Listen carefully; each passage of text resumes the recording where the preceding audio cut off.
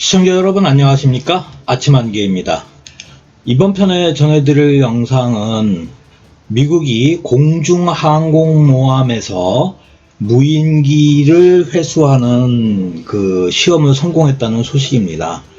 대한민국 안보에 즉각적인 영향을 미치는 내용은 아니지만 미국이 이 시스템을 전력화를 했을 경우에 동북아시아와 극동지역에 그 안보 정세가 변할 수 있는 그 영향을 미칠 수 있기 때문에 공유를 합니다.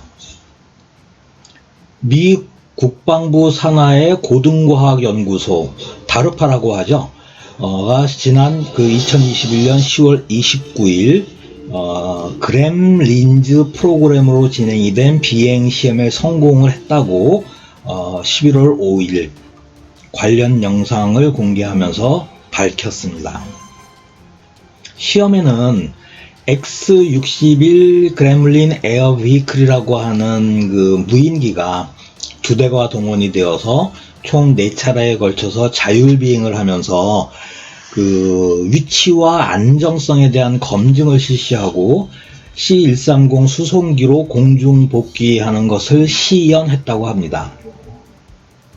그램린즈 프로그램은 미 공군이 일단은 1번 회수가 가능하고 2번 디지털 기반의 비행 통제와 항법 시스템을 갖춘 저비용의 무인 항공기를 개발을 해서 3번 전투기와 폭격기 수송기 및 공중 플랫폼 등으로 사용을 하면서 4번 적의 방공망 사정거리 밖에서 다량의 무인기를 공중 발사하여 임무를 수행한 뒤 5번 그 무인기들을 공중에서 회수하여 24시간 이내에 재사용할 수 있는 기술을 개발하는 것이 핵심입니다. 간단히 말씀을 드리면 일종의 무인기의 항공모함과 함재기를 개발하는 프로그램입니다. 2021년 11월 5일 다르파가 공개한 무인기 공중 회수 영상을 보면 공중급유 방식인 프로브 앤 드로그 방식과 매우 유사해 보입니다. X-61은 2019년 11월 유타주 더그웨이 실험장 상공에서 첫 비행 시험이 실시가 되었습니다. 공중모함 역할을 수행하던 C-130 수송기의 주익 파일런에서 공중 발사가 되었고 약 1시간 41분 동안 비행을 성공했습니다. 미국이 그램린즈 프로그램을 성공하고 이 실제로 전력화를 이제 하게 되면 몇 가지 측면에서 상당한 유용성이 있습니다. 우선은 나중에 유인기로 확장이 될지 안 될지는 모르겠지만 고정된 활주로가 필요가 없습니다. 항공기에서 투하를 하기 때문에. 그 다음에 항속거리와 작전 운용 유연성, 전략 기동이 대폭 향상이 됩니다. 그 다음에 해군의 항공모함 같은 경우에는 해상에서만 운용이 가능하지만 공중모함 같은 경우에는 지리적이나 지형적인 제한이 없어서 운용성이 되게 확장이 됩니다. 미 공군은 X-61의 그 수명주기, 즉 사용 횟수를 한 20회 정도로 목표로 하고 있습니다. 따라서 그 일종의 소모품 같은 그런 그 개념이기 때문에 항공기를 잘 만들 필요가 없습니다. 그래서 설계나 유지 비용, 제작 비용이 상당히 저렴합니다. 그래서 또한 그 유인기로 수행하기 어려운 그 시드 임무도 그 투입이 가능합니다.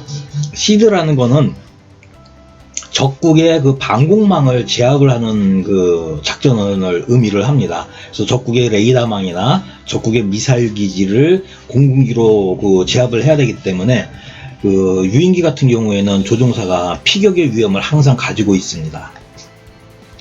다르파는 2016년도에 이 프로그램을 처음 시작을 했습니다.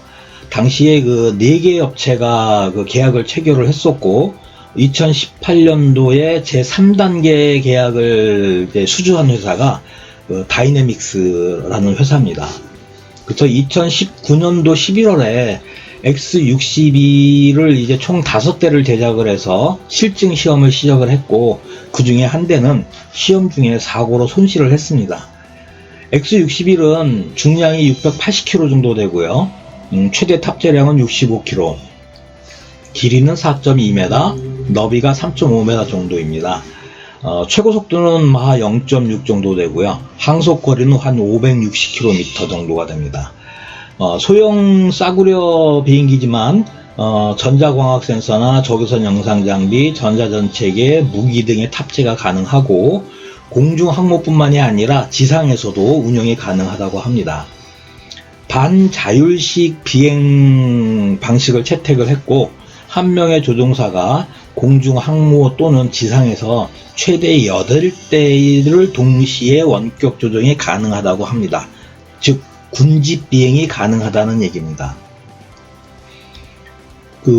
현재 총 3단계에 걸쳐서 개발 프로그램이 진행이 되고 있는데 이번에 공개된 영상은 마지막 단계인 3단계의 공중 항모 착함 시험입니다. 다르파는 이 과정을 통해서 공중 항모에서의 무인기의 이착함 기술, 장비와 항공기를 통합하는 개념, 저비용 단기 수명 무인기를 제작하고 설계하는 기술, 정밀 디지털 비행 제어 기술, 상대 항법 및 위치 유지 기술 등을 개발을 했다고 밝혔습니다. 또한 개념 실증 비행 시연을 통해서 공중 항모에서 운영이 되는 X-61의 모듈형 비물리적 탑재물, 뭐냐면은요, 이게 정보, 감시, 정찰하는 장비 등을 의미를 합니다. 성능과 반응성 및 경제성을 확인을 했다고 합니다. 공중 기반 항모 개념이 새로운 것은 아닙니다. 미 해군이 1930년대에 개발한 아크론급 비행선이 있었고요. 공군이 1948년도에 개발한 XF-85 고블린, 그 다음에 구소련이 1930년대에 개발한 투폴레프 TB3 등이 전력화 직전까지 도달한 적이 있습니다. 그러나 이것이 실용화되지 않은 이유는 당시의 항공기술로는 비행 중인 공중 항모에서 항공기를 회수하는 어떤 기술의 취약성, 그 다음에 공중 항모 자체가 크기가 한정이 되어 있고 한계가 있기 때문에 크기에 비해서 운용이 되는 함재기의 작전 효율성이 떨어지고, 그 다음에 너무 크다 보니까 항모 자체의 생존성 등 이런 문제가 있어서 실용화가 될 수가 없었습니다. 실제로 아크론급 비행선의 경우에는 길이가 240m에 폭이 40m였는데 그 거대한 크기에 소형 항목이 5대밖에는 탑재를 할 수가 없어서 작전 효율성이 굉장히 떨어졌습니다.